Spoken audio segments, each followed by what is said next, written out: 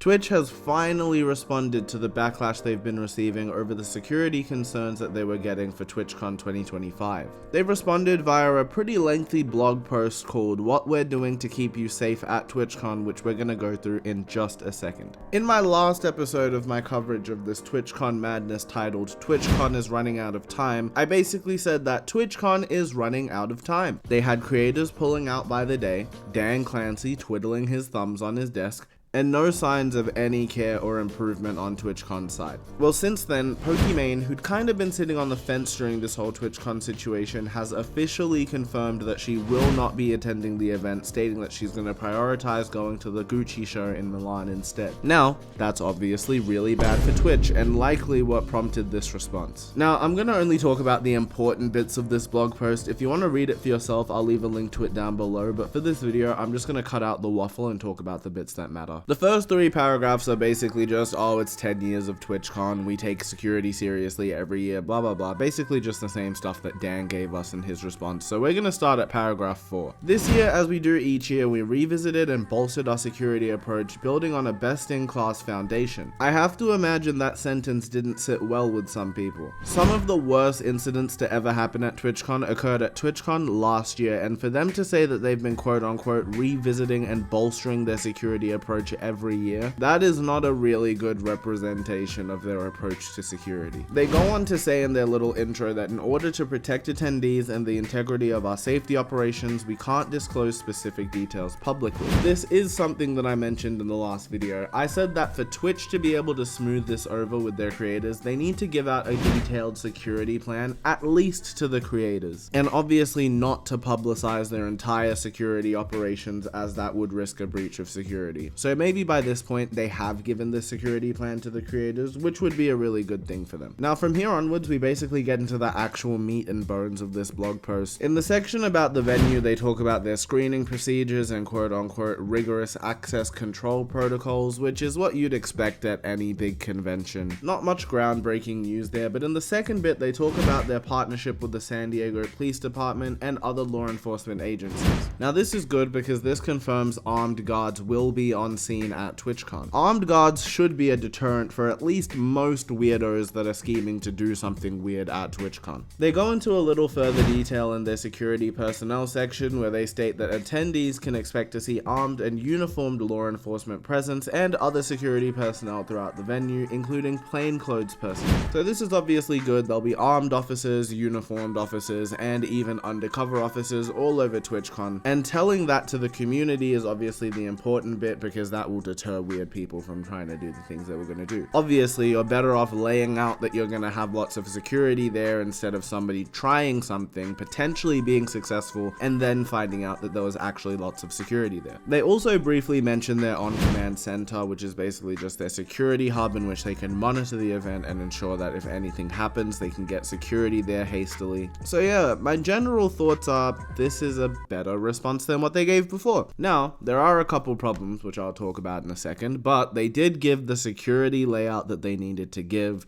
They did actually give a proper formal response, which is what was necessary. This is a much more "we are taking this seriously" response than what we were given before, with Dan reading off of his script. Now, the issues, there are a few. The first issue being, it's probably a little bit too late for this article. This event is taking place in about 9 days, and you've already had a plethora of streamers pull out. This is the response that we should have gotten after Valkyrae and QTCinderella came out on their podcast saying that they weren't attending because they were too afraid to, weeks ago. And while this response is good, it's kind of like too little too late. You've already had some of your biggest streamers pull out of the convention. The second issue with this is the tone of this blog is very defensive. Again, we're going to revisit this sentence at the very start. This year, as we do each year, we revisited and bolstered our security approach, building on a best-in-class foundation. At no point in this post did they acknowledge their security shortcomings at previous TwitchCons, and that's actually the overarching issue in this whole situation. Twitch is still not taking responsibility and staying being dead silent about previous incidents that they've had at TwitchCon. The incidents that are the reason behind why people don't want to come to this TwitchCon. They didn't even go as far as to acknowledge the fact that they're making this blog post because of concerns. This actually just looks like a random blog post that they've posted before TwitchCon. But hey, a response is better than no response, and Twitch is never going to acknowledge their past incidents at TwitchCon. They just don't have the integrity, and that's fine because I assume people are just going to keep pulling out of the convention if they don't talk about their past shortcomings, and I assume eventually they're going to need to address it, and if they don't, we'll just have to see what becomes of TwitchCon. But if you enjoyed this update, please consider leaving a like and subscribing to the channel. We upload every day. I literally paused the video I was making for today to make this one instead, so you guys will get that one tomorrow, and I will catch you in the next one. Peace!